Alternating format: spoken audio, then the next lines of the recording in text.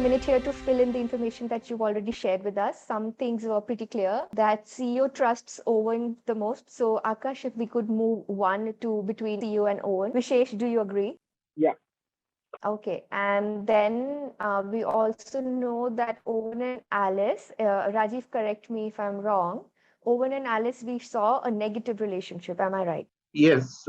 So Akash, if you can put a Owen and Bill, right? no, For the one. CEO to our Owen 1, and then Owen to Alice, no, negative relationship. Rajiv, and I heard you also had the information where you said that Owen and Bill, Owen doesn't trust Bill, right? Yeah, he doesn't value his judgment at all. So it would be the wrong way to approach Owen through Bill. Right. So should we put a negative between Owen Yeah. and Bill? Yes. Okay. Great. Does that cover all your cards? No, a bit more is that the CEO agrees with Owen that Milford's cash flow must not drop below 40%. And point number 8 says if he and Tom agree, I believe that means if CEO and Tom agree or Owen and Tom agree, I can't make out from point Owen. number.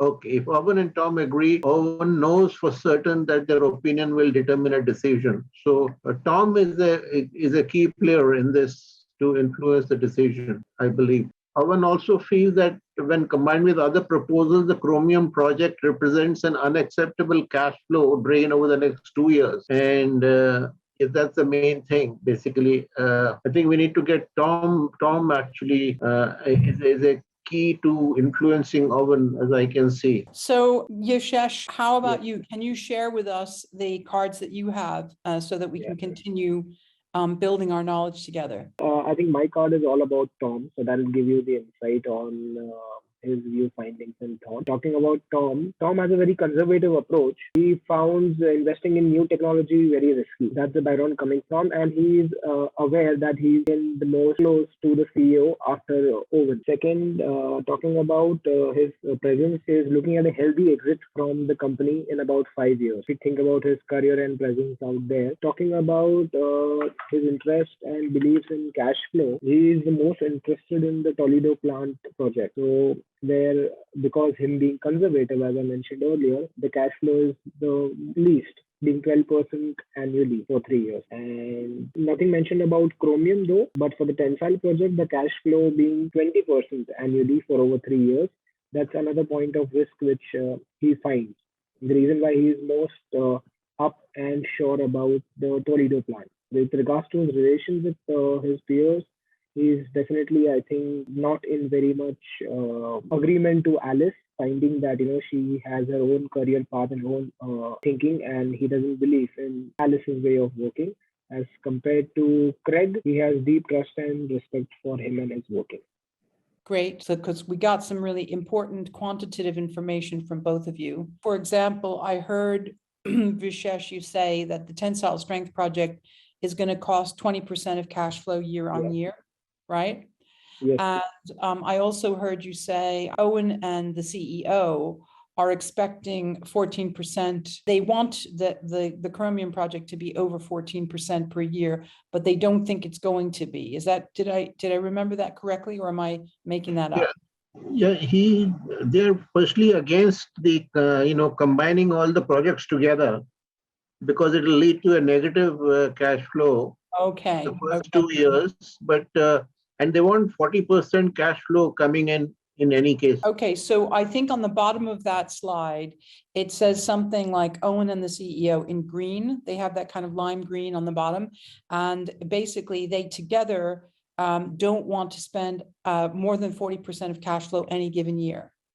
So it means that, for example, given what we know about Chromium, which is a 30% cash flow spend, and Tensile Strength, which is a 20%, you couldn't do both of those together because they're 50% together. So we need to learn more about the Toledo project to see what's possible with that. Now I want to have a conversation with you guys about, if we look at that, if we think about that, who should talk to whom in what order to do strategic influencing. Vishesh and Rajiv, what are your kind of first thoughts about that? Sorry, could you repeat the question? Yes, if we look, at the third of the kind of slides is one where it's kind of like who should talk to whom, in what order, about what and why. Let's think about step one. What do we think the first strategic influencing step will be? We're going to go back to Alice and we're going to advise her. So she's going to have to influence somebody to start the process. Who should she influence first? And then what should happen second and third? Let's think about the first one first. I think she should be influencing Owen first because Owen would be the closest one to the CEO to have any approvals possibly. I think that approaching Owen because they have a negative relationship. So you're going to meet with a very, very fixed wall there, and there's no point in doing that, especially for Alice.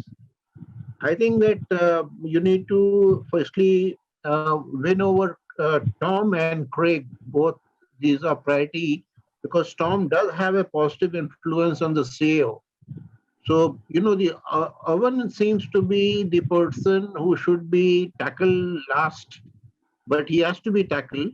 But we should gather our forces, which we can muster by getting more people on our side. Craig is a easy win with him sitting on the fence.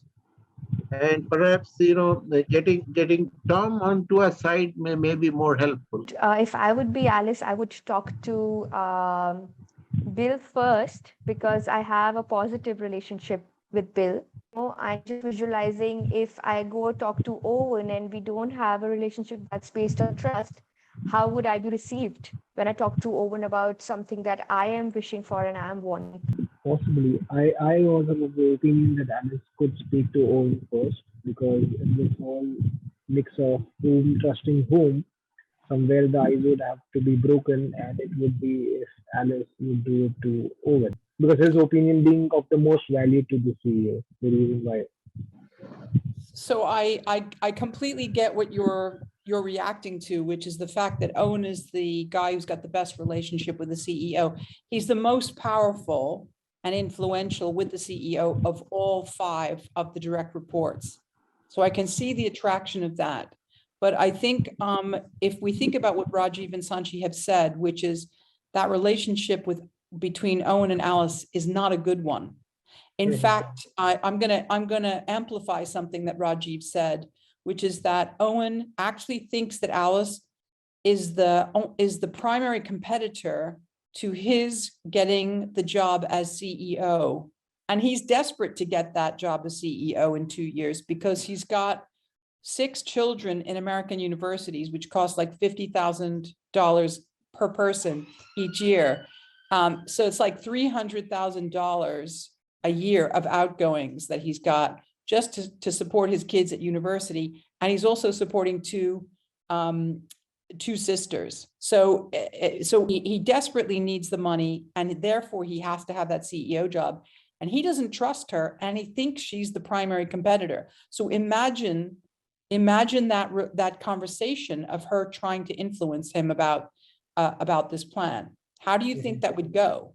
That would be a little tricky. I think I'll just try and go through some other cards as well to get a bit more insight on a particular relationship which you're mentioning. Yeah. So that's basically what we heard from Rajiv, who had the cards primarily about Owen. Yeah. Yes. So I think it's a really high risk strategy. And that's one of the things that we should be considering is that those who are really good at strategic influencing choose low risk conversations. And that to me looks like a massively high risk conversation because he doesn't trust her. Right. And he thinks she's the primary competitor for a job that he is desperate to get. So where is their trust? And I think Sanchi, you kind of brought this out. Who does trust her? Bill. So that's a pretty easy conversation then with Bill. Yes. I mean, let's talk about that. What do you think should be happening in that conversation? And Rajiv, I'm going to ask you this. What should Alice say to Bill in that conversation? I don't have the details, but primarily she should say, you see, the idea of getting Bill on the team is to see, whenever you approach somebody, you got to look at what are their interests and show them that how the project would also benefit them in this whole game, and capitalize on the good relationship that you have. So Alice has a good relationship with Bill. They worked earlier, and she should emphasize on what benefits there could be for Bill too in this whole thing, because ultimately to each person that you talk to, everybody's interested. What's in it for me? So I think that's what Alice should do to Bill and project what benefit he will get out of the whole game. So the primary thing that he's interested in is showing off how great his team is.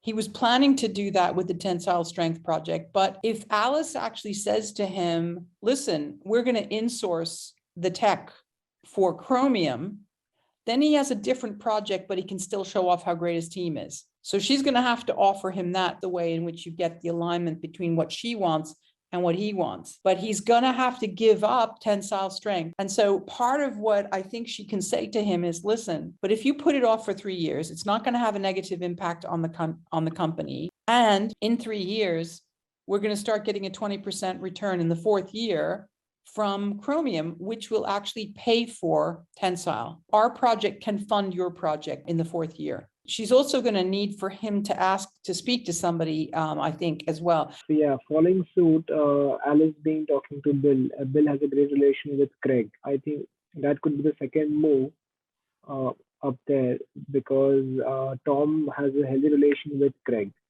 whereas Tom doesn't believe in Alice.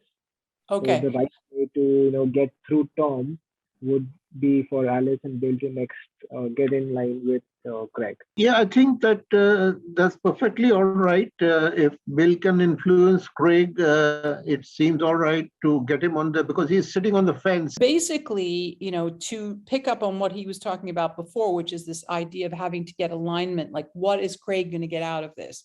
Craig is driven by doing the right thing long-term for the organization. And we know that chromium is going to do that. So in that regard, Craig puts a tick in the box. And if we follow this, the relationship between Craig and Bill is strong. So it's a low-risk conversation. Now, Craig also has this information about, the 12% for Toledo going down to 6% because it's a legal change, right, Sanchi? So he has critical information for the whole piece, really.